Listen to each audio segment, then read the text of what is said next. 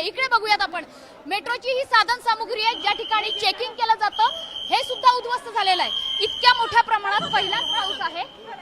ठीक आहे, जातोय आम्ही फक्त मुंबईकरांना सांगतोय की कशा पद्धतीने ही मेट्रोची असुविधा झालेली आहे। खरं तर मेट्रोचा हा एकमेव मार्ग होता। इथे रिपोर्टिंग करण्यापासून अडवलं जातंय। खरं तर जेव्हा रेल्वे अडकतात तेव्हा सत्य परिस्थिती आपण दाखवतो लोकांना, मात्र मेट्रोची जेव्हा सुविधा अडकते तेव्हा ती दाखवायला आडकाठी केली जाते। आणि त्याच्यामुळे मेट्रोचं शूट करायला ही परवानगी दिली जात नाही। मात्र पुन्हा एकदा या प्रेक्षकांना दृश्य दाखवलं पाहिजे की मेट्रोची ही हालत आहे।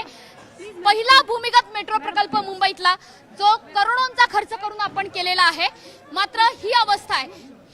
ही जी उपकरणं आहेत ही अवस्था आहे। ही उपकरणं पहिल्याच पावसात, मान्सूनपूर्व पावसातच या ठिकाणी